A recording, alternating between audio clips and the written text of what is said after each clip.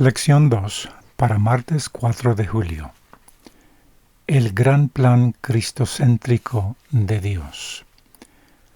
¿Cuál es el plan de Dios, llegado el tiempo, y cuán amplio es su alcance? Efesios 1, 9 al 10 dice: dándonos a conocer el misterio de su voluntad, según su beneplácito, el cual se había propuesto en sí mismo. ¿De qué? De reunir todas las cosas en Cristo, en la dispensación del cumplimiento de los tiempos, así las que están en los cielos como las que están en la tierra. Pablo utiliza 3 etiquetas para el plan de Dios. Número 1, el plan que había mantenido en secreto. Número 2, lo que había decidido realizar. Y 3, su plan para cuando llegue el momento preciso. ¿Cuál es el plan supremo y final de Dios? Unir todo en todas partes en Jesús. El término que Pablo utiliza para describir el plan es gráfico. En el original significa reunir, restaurar o recuperar todas las cosas en Cristo. En la práctica contable de la antigüedad se sumaba una columna de números y se colocaba el total en la parte superior. Jesús encabeza el plan escatológico final de Dios. Este plan cristocéntrico se elaboró antes de la creación del mundo, Efesios 1:4, y es tan amplio que abarca todo el tiempo, pues en el cumplimiento de los tiempos establecidos, según Efesios 1:10, y el espacio, todo lo que está en el cielo y lo que está en la tierra. Pablo anuncia la unidad en Cristo como la gran meta divina para el universo. Al analizar el plan de Dios que se cumplirá a su debido tiempo, Pablo comparte el tema que entretejerá a lo largo de la carta. Dios comienza su plan para unificar todas las cosas, cimiento, o más bien cimentado en la muerte, la resurrección, la ascensión y la exaltación de Jesús, según Efesios 1:15 al capítulo 2, versículo 10.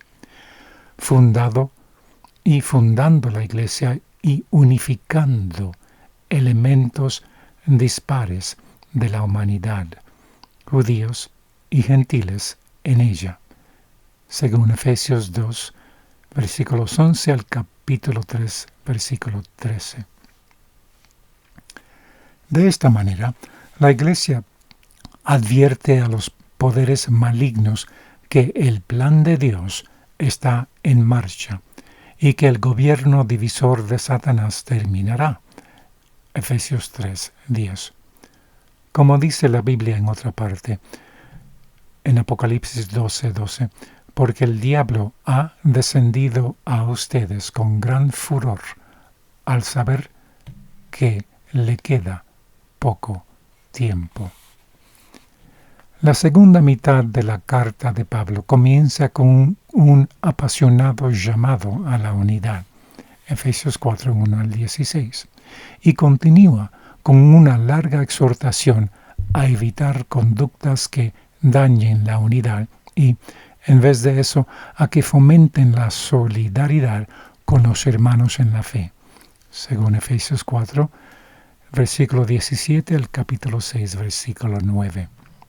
Pablo concluye su carta con la imagen conmovedora de la Iglesia como un ejército unido, participando con vigor en la lucha por la paz en el nombre de Cristo. Efesios 6, 10 al 20. Pregunta: ¿cómo puedes reconocer y celebrar que la redención que vives en Cristo Jesús es parte de algo amplio y grandioso, una parte integral del plan final diseñado por Dios para unir todas las cosas en Cristo Jesús. Entonces vemos que el plan de Dios es unificar tanto sus habitantes celestiales, otra vez con los habitantes terrenales.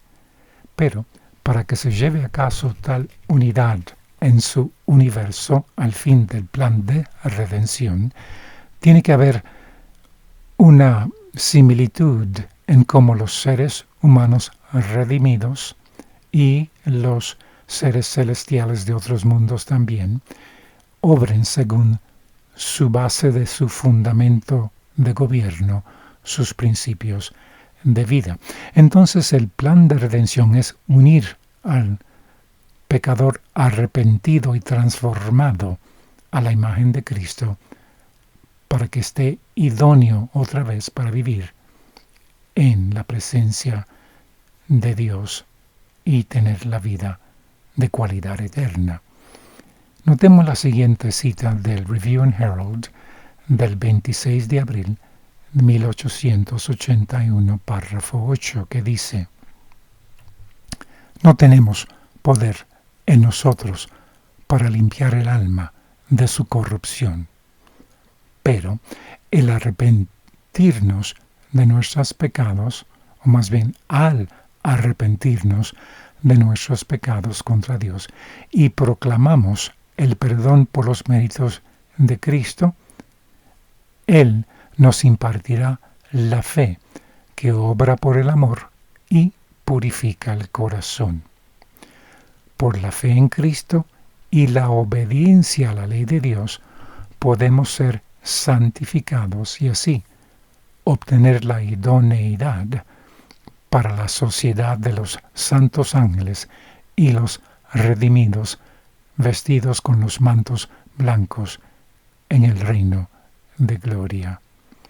Noten lo interesante de esta cita que dice que aunque no tenemos el poder individualmente innato para cambiar nuestros caracteres de la corrupción a la santificación, pero si nos arrepentimos de nuestros pecados contra Dios y le clamamos y proclamamos el perdón por los méritos de Cristo, Él entonces nos imparte la fe necesaria para saber que el poder divino está accesible a nosotros para que el alma quede purificada.